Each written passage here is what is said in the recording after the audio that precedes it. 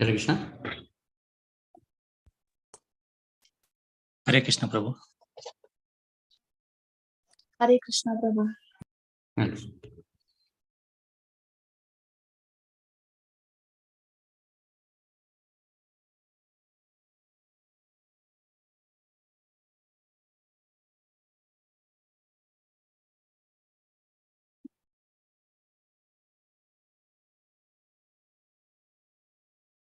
So let us start. Today we'll be covering Bhagavad Gita, chapter 12, text number 13 to 20. Concept is who is dear to God? Based on teachings of Srila Prabhupada, Bhagavad Gita as it is. So let us start with the prayers. All of you can recite after me. Nama Om Vishnu Padaya, Namo Vishnu Padaya, Krishna Preshtaya Bhutale, Krishnaya Bhutale, Srimate Bhakti Vedanta, Śrīmad Bhāgavatam, Swamin iti namine, Swamy iti namine, Namaste Saraswate Deve, Namaste Saraswate Deve, Gauravani Pracharine, Gauravani Prasarine, Nirvishesha Shunyavadi, Nirvishesha Sunyavadi, Paschatya Deshatarine, Pachatya Deshatarine, Jaya Shri Krishna Chaitanya, Jaya Sri Krishna Chaitanya, Prabhu Nityananda, Prabhu Nityananda, Shri Advaita Gadadara, Sri Advaita Gadadara, Shri Vasadi Gaura Bhaktarunda, Sri Vasade Gaurabhakta Vrinda, Hare Krishna, Hare Krishna, Hare Krishna, Hare Krishna, Krishna Krishna, Hare Hare, Krishna Krishna, Hare Hare, Hare Rama, Hare Rama, Hare Rama, Hare Rama, Rama Rama, Hare Hare. Rama Rama, Hare Hare. So in the last concept, we had explained about Lord Krishna glorifying pure devotional service. Now, if somebody claims himself to be a pure devotee, what are his qualities and what activities of that pure devotee will attract the attention of the Lord?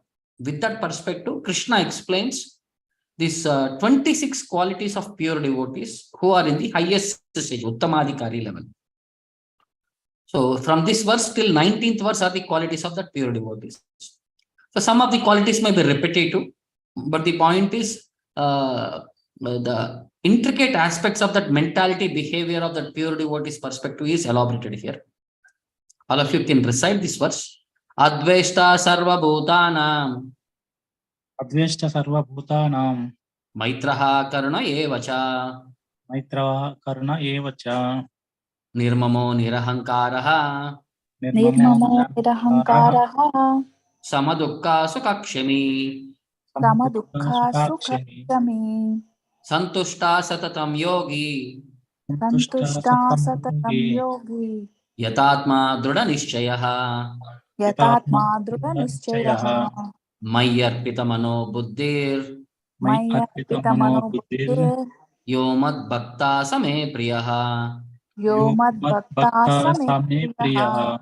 Once again, adveshta sarva bhutanam, Adveshta sarva Adveshta bhutanam, sarvabhutanam, maitraha karuna evacha, maitraha karuna evacha, nirmamo nirahankaraha, nirmamo nirahankaraha, samadukka sukakshami, samadukha sukakshami, santushta satatam yogi, santushta satatam yogi, yatatma druda nishchayaha, yatatma druda nischyaha, mayyarpita mano buddhir, maya arpitamano buddhir, yomad bhakta same priyaha.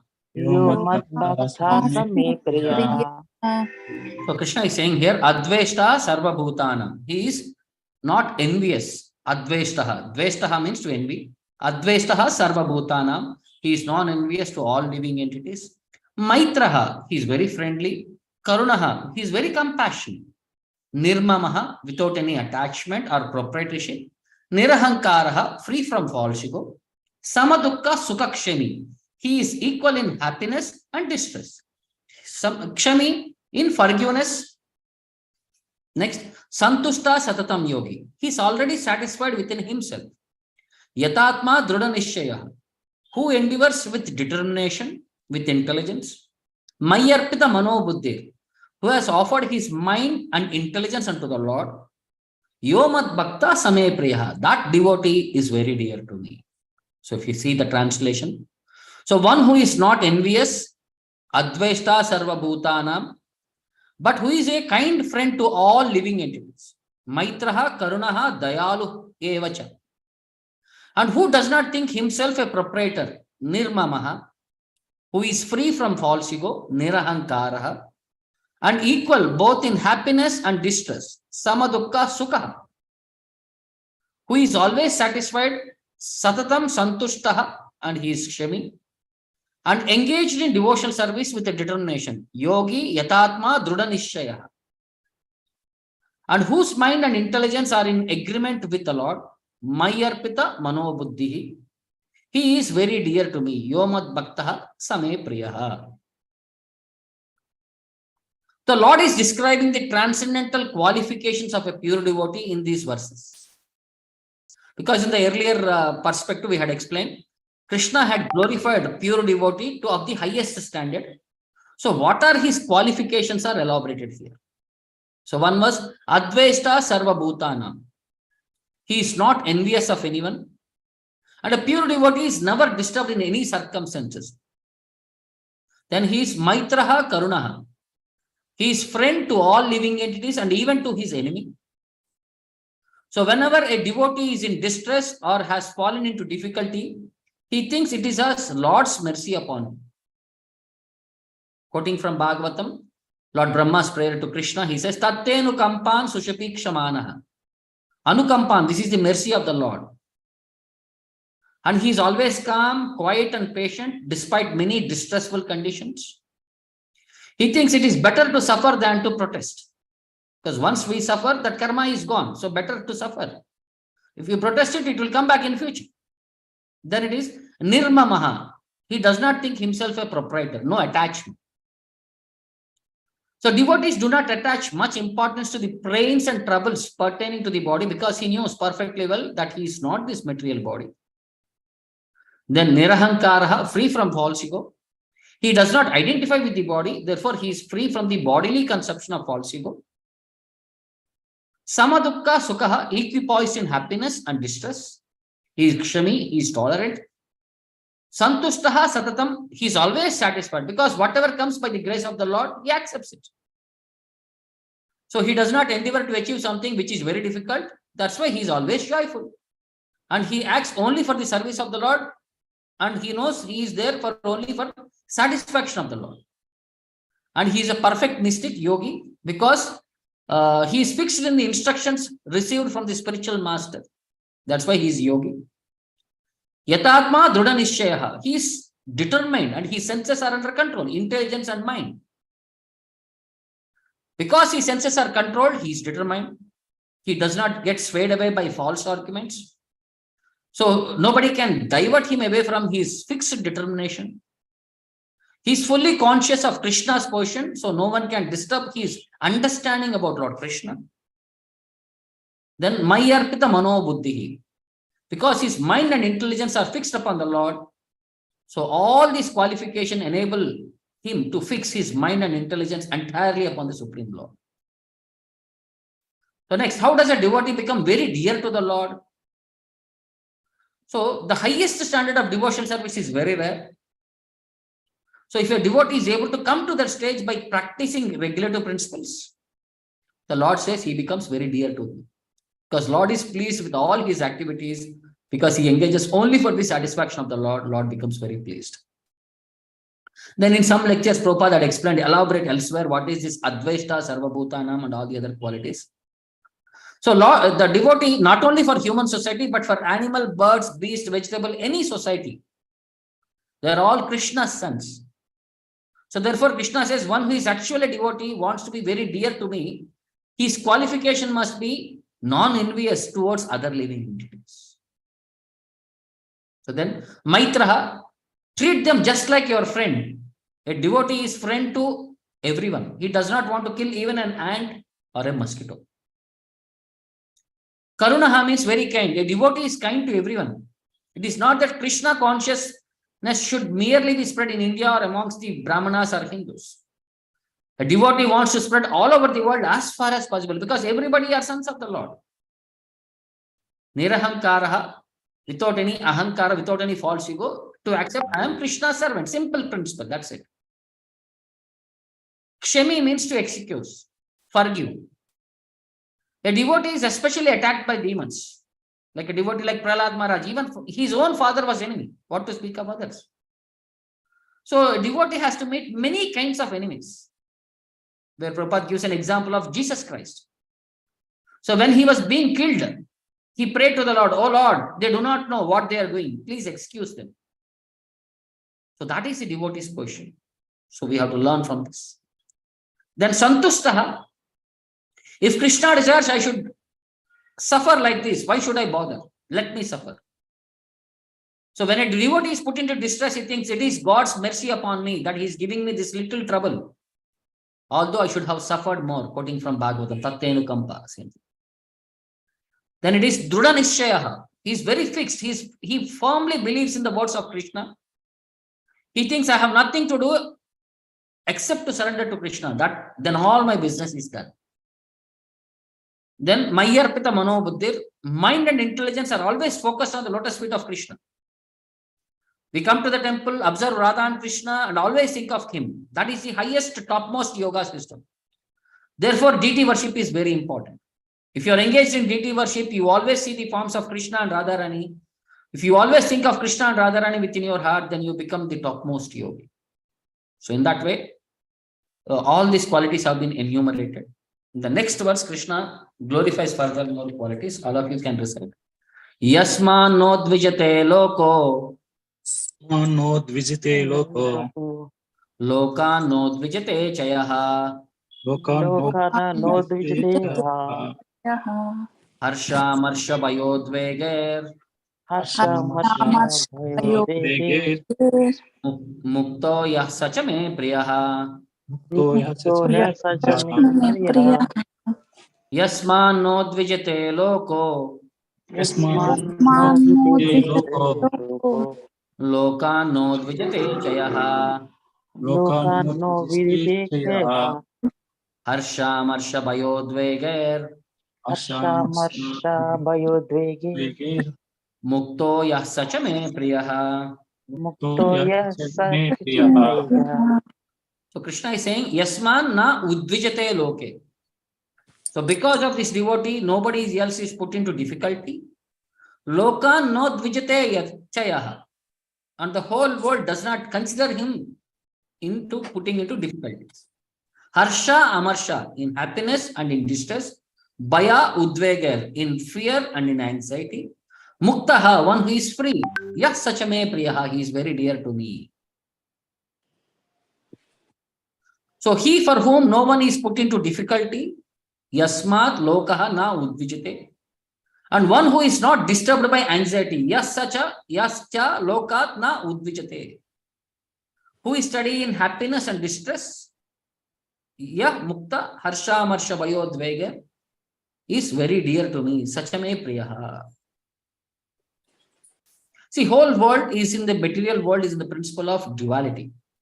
We experience happiness, distress, heat, cold. So a devotee is fixed in his perspective that he does not respond to either situations. So Prabhupada elaborates, Yasma no dvijite lokaha. No one is put into difficulty, anxiety, fearfulness or dissatisfaction by a devotee.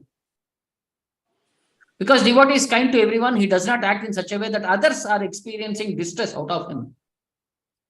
Or lokan na udvijate ichayaha. And he is not disturbed by others. So if others try to put him into anxiety, he is not carried away. So by the grace of the Lord, he is so practiced that he is not disturbed by any outward disturbance. Because he is completely absorbed and engrossed in Krishna consciousness and engaged in devotional service, material circumstances cannot deviate him. Harsha marsha bayodvaiger muktayaha. He is equipoised in happiness and distress, fear and anxiety. So a materialistic person becomes very happy when there is something for his sense gratification, for his body. When he sees others have something for their sense gratification, he doesn't have, he becomes sorry and envious of them. When he is expecting some retaliation from an enemy, he is in the state of a fear.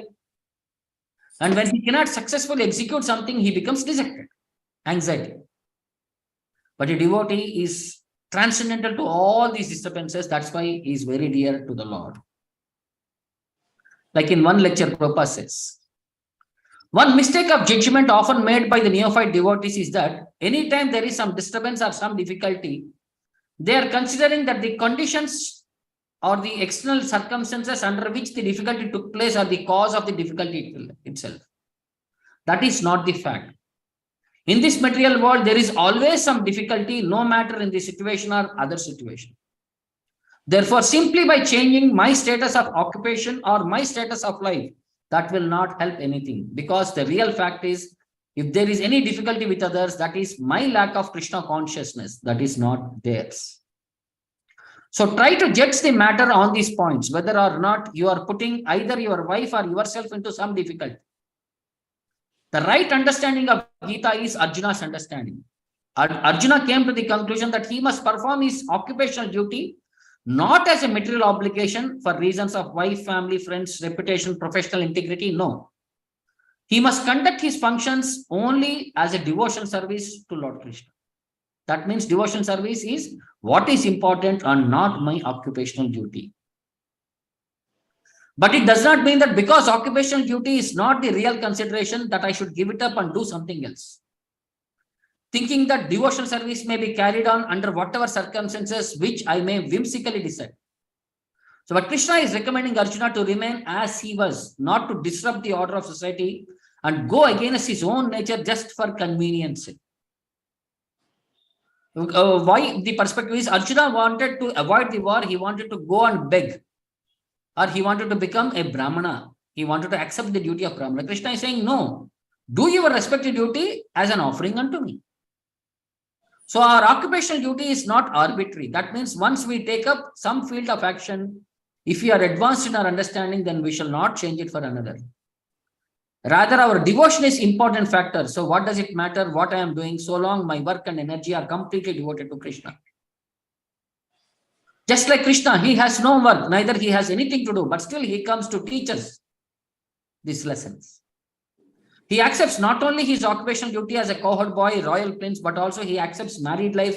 He enters politics. He's a philosopher, chariot driver. He does not give example of himself avoiding his occupational duty. So if Krishna is exhibiting by his own conduct what is the perfection of existence, then we should heed by such example if we are intelligent. So Lord is teaching by an example, so we have to also follow that respective process. Next, all of you can recite. Anapeksha Shuchir Daksha. Anapeksha Suchir Daksha. Udasino Gatavyataha. Udasino Gatavyasaha. Sarvaramba Parityagi. Sarvaramba Parityagi. Yo Mad Bhakta Same Priyaha. Yo Bhakta Same Priyaha. Once again, Anapeksha Suchir Daksha. Anapeksha Suchir Daksha. Udasino Gatavyataha. Udasino Gatavyaha. Sarvaramba Parityagi. Sarvaramba Parityagi. Yo Mad Bhakta Same Priyaha. Yo Bhakta Same Priyaha. So Anapeksha, Apeksha means anticipation. Anapeksha means he is neutral without any expectation. Suchihi, he is very clean. Dakshaha, he is very expert. Udasinaha means one who is free from all distress. One who is free from care. Gatavyataha, one who is free from all distress. Sarvaramba Parityagi, one who is renounced of all kinds of endeavors. Yomad Bhakta Same Priyaha, he is very dear to me. Krishna is again saying. So he devotee who is not dependent on the ordinary course of activities. Yah Mad Bhaktaha Anapekshaha, who is pure, expert, without cares, free from all pains. Suchihi Daksha Udasinaha Gatavyataha. And who does not strive for some result, sarvaramba parityagi, is very dear to me. Sachame, sahame, priyaha. So, anapekshaha, he is not dependent on the ordinary course of activities. So, money may be offered to a devotee, but he does not struggle to acquire it. If by the grace of the Lord, if money comes to him, he is not agitated. Because he is externally clean, both inward and outward. That's why he is pure. Because that he is expert, because he knows fully that the sense of all activities of life, and he is convinced of authoritative scriptures. Udasinaha, he is very carefree, because he never takes part into a particular party, therefore he is carefree. And he is free from all pains, because he is free from all designations. And a devotee does not endeavor for some result, sarvaramba parityagi, because which is again a principle of devotional service. Like constructing a big building requires great energy, and a devotee does not take to such business if it does not benefit him by advancing in his devotional service. He may construct a temple for the Lord. For that, he may take all kinds of anxiety, but not a big house for his personal relationship. Like Prabhupada explains. Anapekshaha, neutral. Just see, when I went to America, I went with 40 rupees. Sumati Maraji gave me a ticket. I had only 40 rupees. That could not be spent there. So when I was disembarking, I told the Captain Pandya, I have not a single dollar with me. Will you purchase one set of my books? So Swamy, what is your price? $16. He paid me $20. So that is the first investment of Prabhupada into US. So every living being is dependent on someone else because he is made like that. Everyone is dependent on the mercy of the Supreme Lord. But when forgets his relation with the Lord, he becomes dependent on the conditions of material nature. So renunciation means renouncing one's dependency on the conditions of material nature and becoming completely dependent on the mercy of the Lord. So real independence means complete faith in the mercy of the Lord without dependence on conditions of matter. So that should be the status what we have to aspire for. Next verse. Yona hrishyati na dveshti. Yo na hrishyati na deshti. Na sochati na kankshati. Na sochati na kankshati. Shubha shubha parityagi. Shubha shubha parityagi. Bhaktimanya same priyaha. Bhaktimanaya samapriyaha. Once again. Yona hrishyati na dveshti. Yo na hrishyati na deshti. Na sochati na kankshati. Na sochati na kankshati. Shubha shubha parityagi. Shubha shubha parityagi. Bhaktimanya same priyaha. Bhaktimanaya samapriyaha. Yona hrishyati na dveshti, who does not become joyful or who does not become envious of something. Na sochati na kankshati, who does not lament, who does not desire. Shubha ashubha parityagi, one who is renouncer of both good and bad. Bhaktiman yah same priyaha, that devotee is very dear to me. So one who is neither grasp pleasure or grief, yona hrishyati na dveshti, who neither laments nor desires, na sochati na kankshati, and who renounces both auspicious and inauspicious things, shubha ashubha parityagi, is very dear to me. Yah bhaktiman sachame priyaha.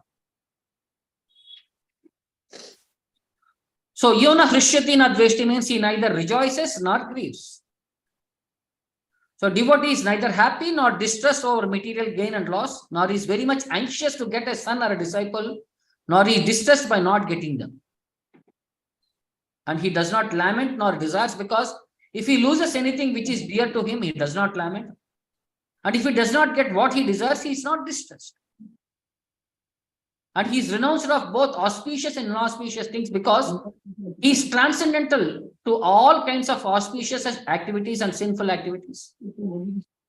He is prepared to accept all kinds of risks for the satisfaction of the Lord, and nothing is an impediment in his execution of devotional service. Like Prabhupada explains. Shubha Ashubha, when I was in Boston, I was thinking, I have come here. How will they receive me? As soon as I say no meat eating, no illicit sex, no gambling, no intoxication, immediately they will reply, please go home, don't preach here.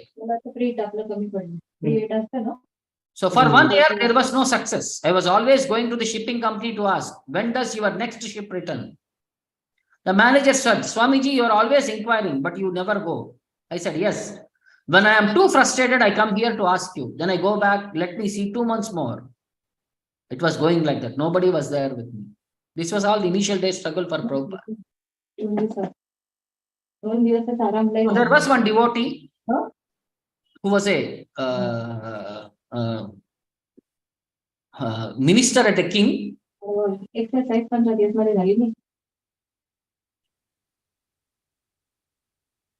So he was very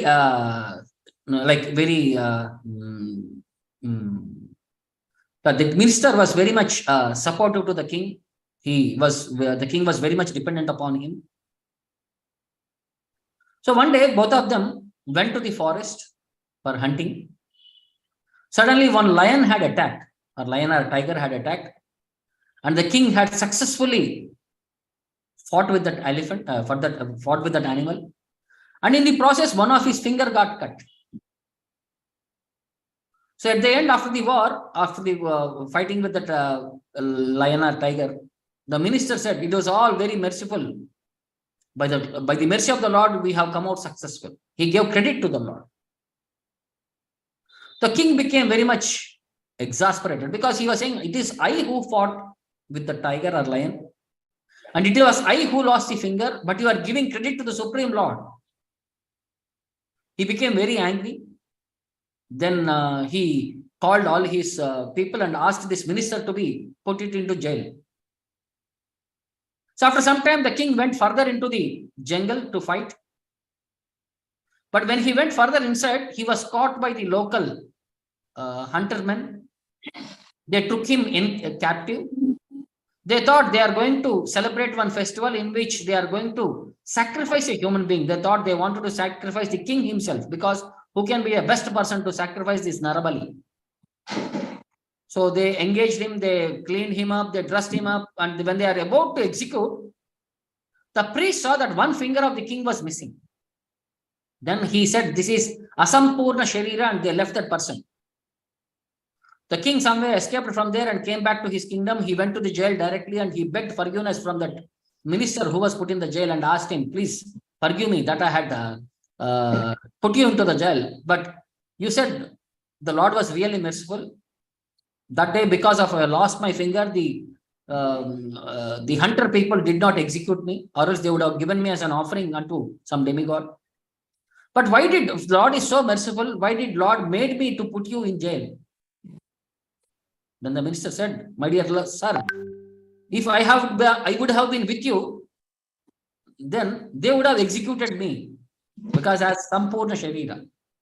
So by making you angry, by making you put me into jail, he has protected you also, he has protected me also. So that is the faith of the devotee upon the Lord. In any circumstances, Lord is the complete controller. He knows what is best for us. So he takes care of everything for my benefit. So all of you can recite this verse. Sama Shatrocha Mitrecha.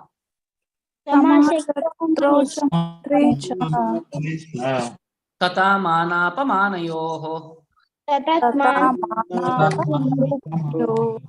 Sitoshna Sukadukesho. Samasanga Vivarjitaha. Tulyaninda Stutirmauni. Santushto Yena Kenachit. Aniketa Sthiramatir. Bhaktiman me priyo naraha. Once again. Shama Setrocha Mitrecha. Tata Manapamanayo. Titoshna Sukadukesho. Samasanga vivarjitaha. Tulya ninda stitir mauni.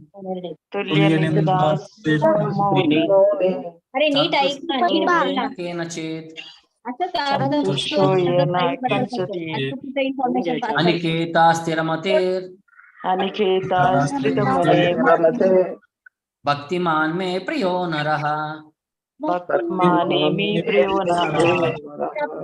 So here Krishna says Samasyatrocha mitrecha, who is equal to his friends and envy and enemies also. Tata manapamanayo. He is equal in fame and infamy. Sita Ushna Sukha Dukkeshu, in heat and cold, happiness and distress. Samasanga Vivarjitaha, one who is free from unwanted attachment.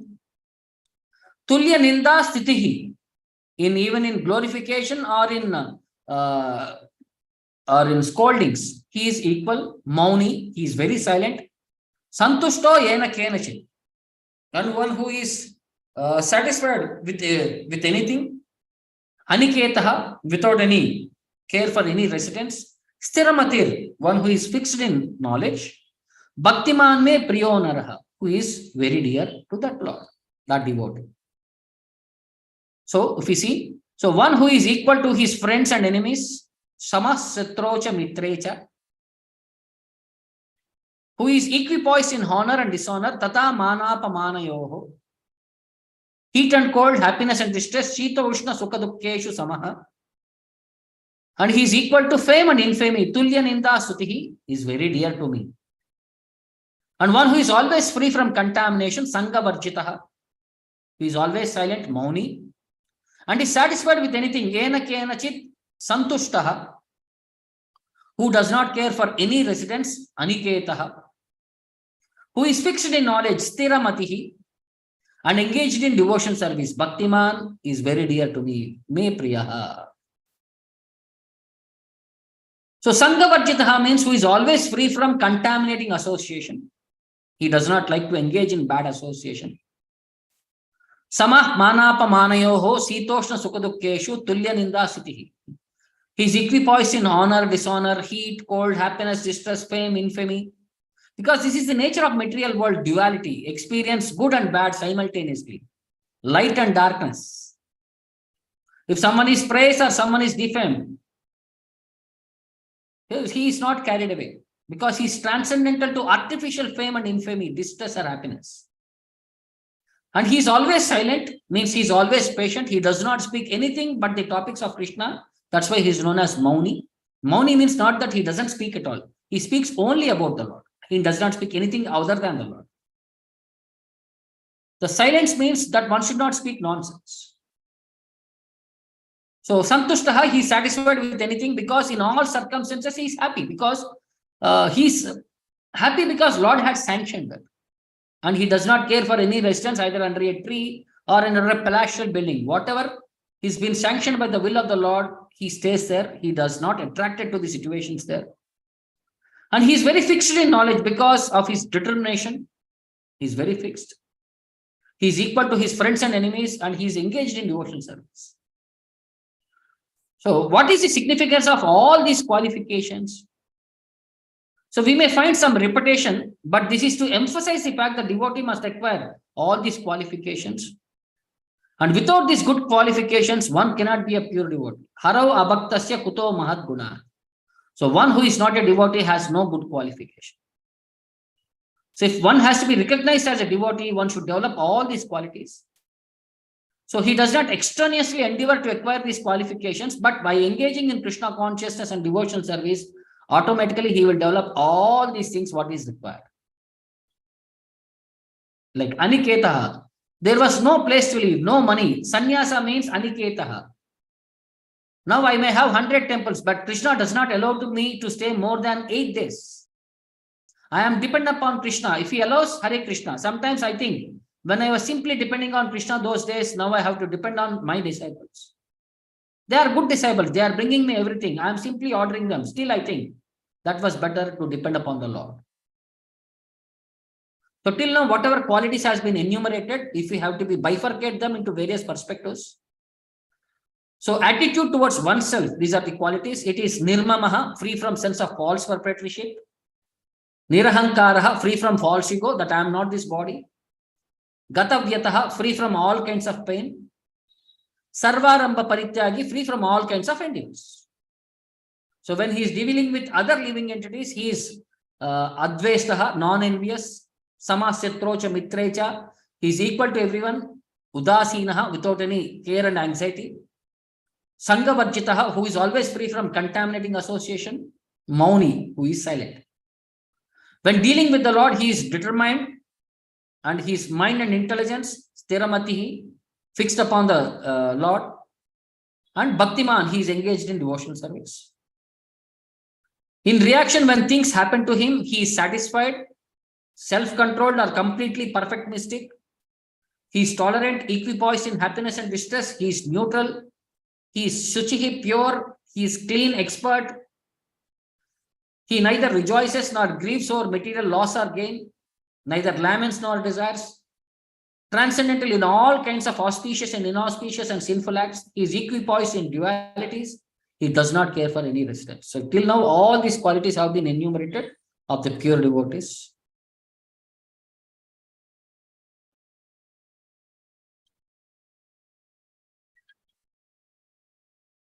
He will be interested to know that one European gentleman, he went to Calcutta and he visited 7 temples in Calcutta, and he visited our temple also. Our temple is Radha Krishna. This is the picture, Radha Krishna. So he went to the temple of goddess Kali.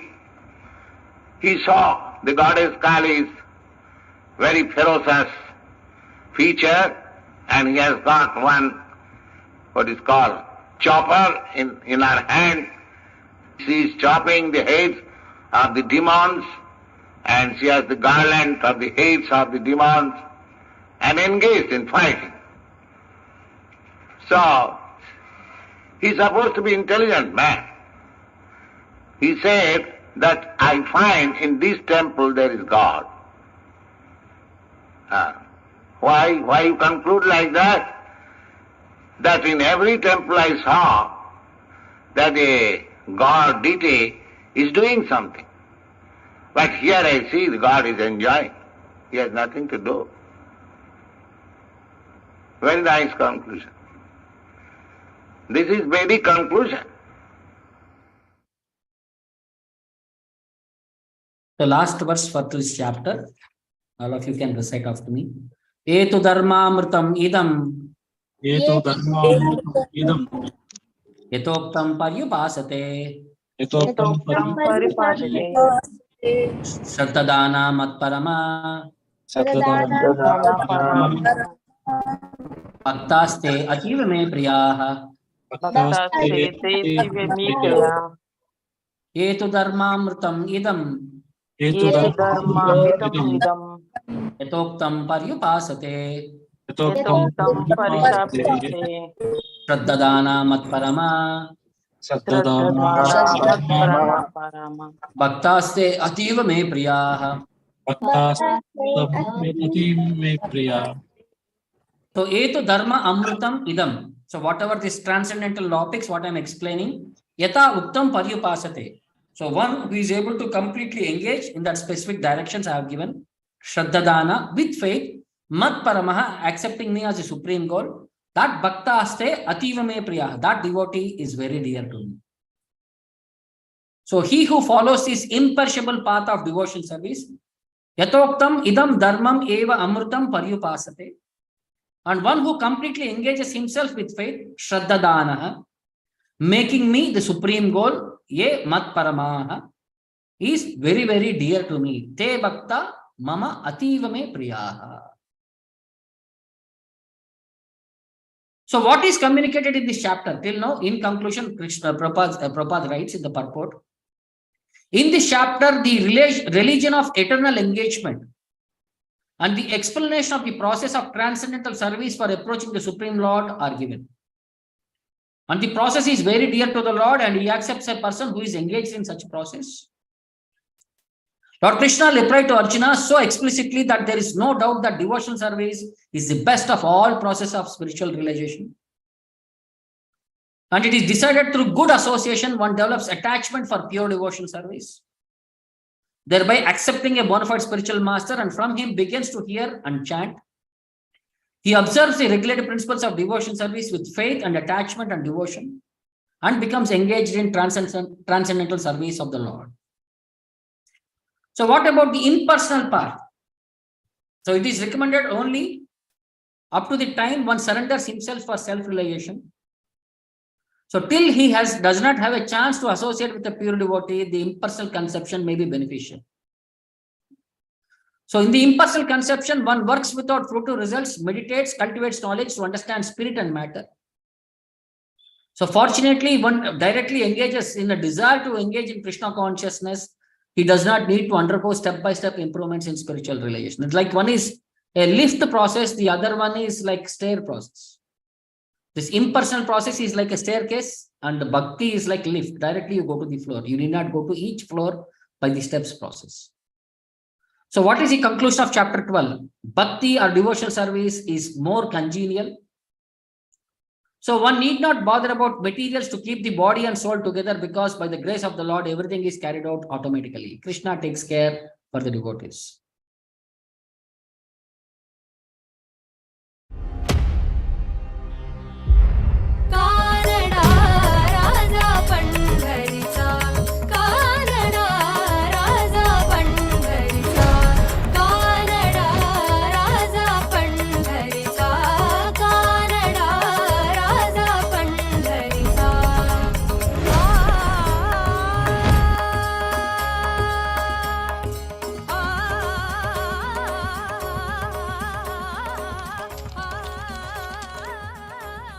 There was one devotee by name Chokamela. He is from Pandharpur area.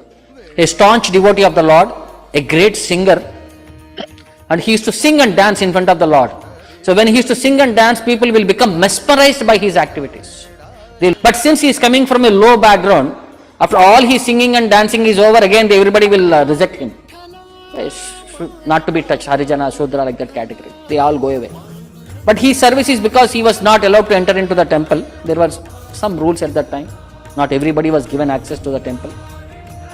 So for the pleasure of the Lord, he used to sing and dance whole day there, and he used to go back home, not to entertain crowd or anything. His desire was to satisfy the Lord with his singing and dancing.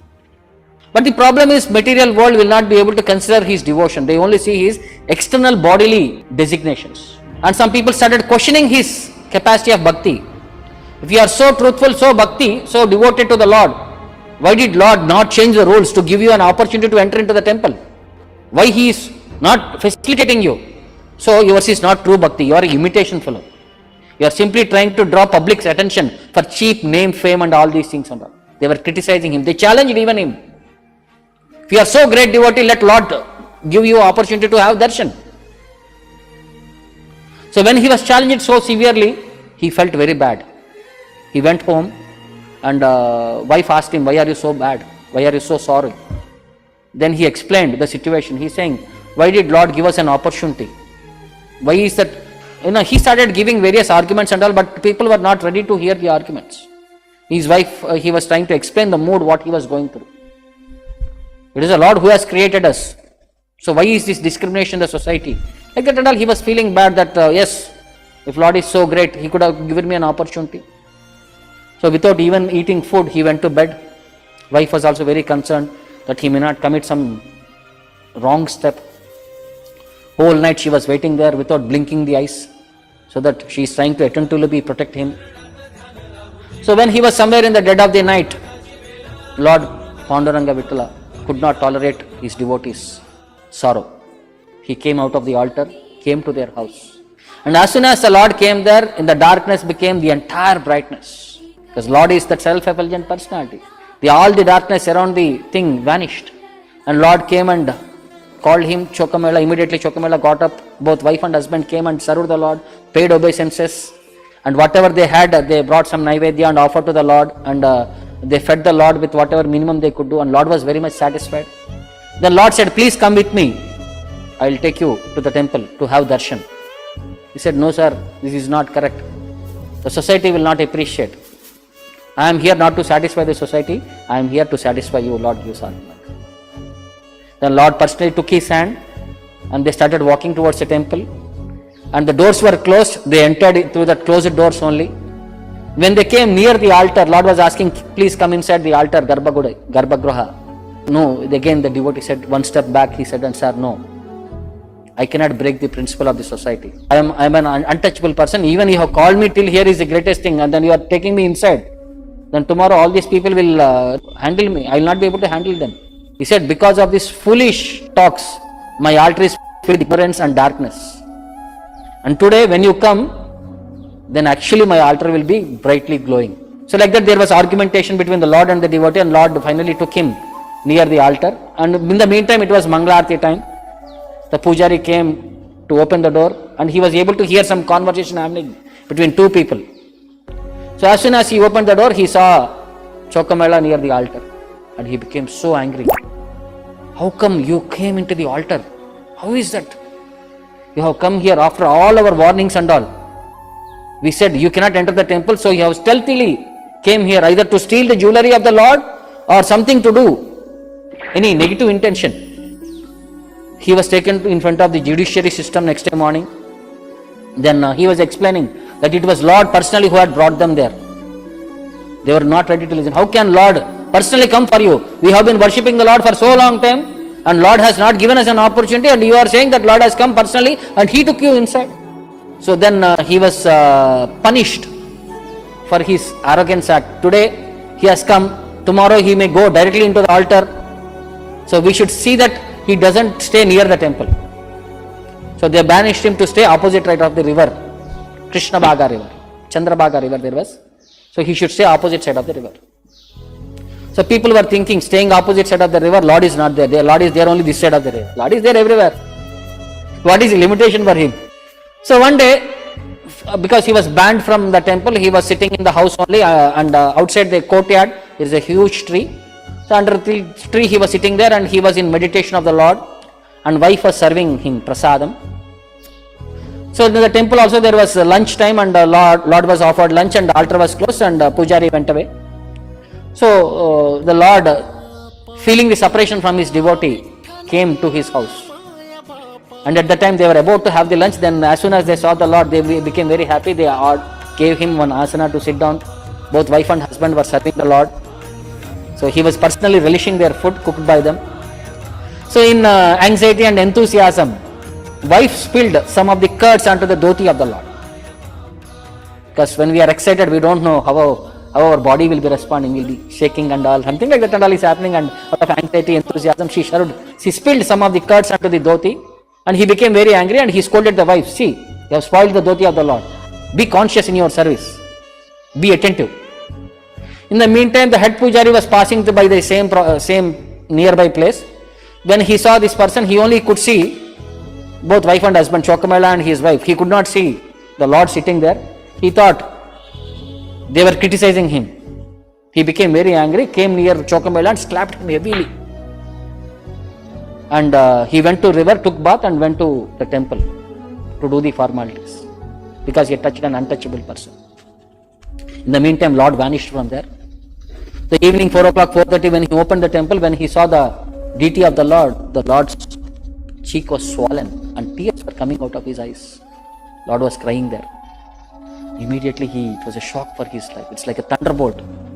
What is this? Lord cheek is swallowed and his tears were coming. Then he thought, what had happened in the day? Why is Lord acting in this way? Then he remembered he had messed up with Chokamela. Because he has slapped Chokamela, Lord is reciprocating the situation. He immediately went to the senior people there, consulted him what to do. Then on their guidance, he immediately ran to Chokamela's place. So Chokamela was surprised that the head pujari is coming to him, running, came up to him, fell at his feet and begged forgiveness. Please come. And he explained the whole scenario, how the Lord is continuously crying and his cheek is swollen. So immediately feeling that Lord is taking all this situation for him, Chokamela went to the altar, and as explained, how this face and all the details were exactly, Lord was like that. And then he started offering prayers. He requested the Lord, please forgive us. We are like children. Children do mistakes. Parents, forgive them. And you are the most compassionate personality. Please treat our insignificant activities and with compassion, and please forgive us. So like that and all he did, and the Lord became satisfied, and his ever smiling face came back to normal.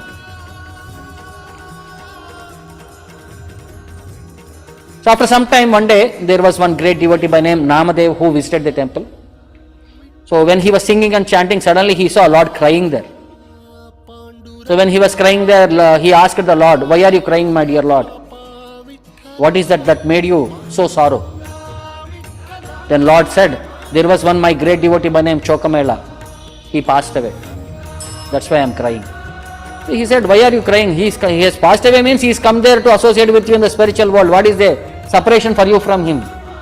No, he had one desire, and that desire could not be fulfilled. Can you fulfill that desire for me? Yes, sir, I am there for your purpose. Please order me. What should I do? So, because of some accident, that entire wall collapsed on the people who are all working there. And almost some 10-15 people got buried there under the wall. And Chokamela was part of that burial. And since they could not differentiate who was who, they gave a mass burial to all these 10-15 people. And Chokamela had one desire, that his body be cremated within my campus. Now he said, "Sir, 10-15 people you are saying, all are buried. Now how do I know who is Chokamela? Because it's a mass burial." So then Krishna says, "You do one thing, you take up each bone, and if you keep it near your ear, it will be, if it is Chokamela's body, because whole life he is chanting my holy name, that bone will reciprocate, Hari Hari Vittala, Hari Hari Vittala." So when he said like that, he went, Namdev, they opened the burial, and there were many bones there. He started picking every bone, and some bones, when he kept near the ear, the holy name of Vittala was resounding from his bones. Then he collected all that bones, brought it there, and in front of the temple, a samadhi is made for Chokamela, and even today, devotees come there, have darshan of Chokamela in the Lord. So that is the capacity of the Lord. They never questioned the Lord. Yadrushta labha santushtaha. They lived by the principles of Bhagavad Gita, what Lord had taught. So that commitment we have to show. Then Lord will act from his side. He will give the best opportunity how to glorify the devotee. Devotee is whole life trying to glorify the Lord, and Lord is trying to glorify his devotee. So such an opportunity we have been blessed by having Prabhupada with us, who has satisfied the desires of Chaitanya Mahaprabhu to take the holy name across the world and give opportunity for all of us, unfortunate souls, all of us, to engage in their service. That's their compassion and mercy upon us. So let us utilize this opportunity and make our life successful. I'll stop.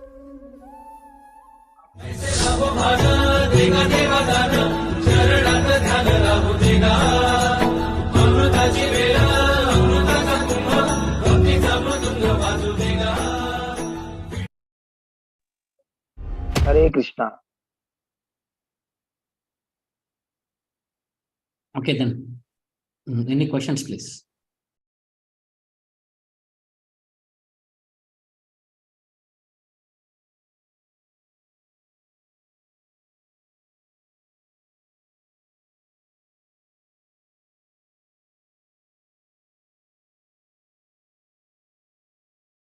So currently we see generally earlier devotional service and physical, what do you say, like respective duties have been enumerated by the spiritual master.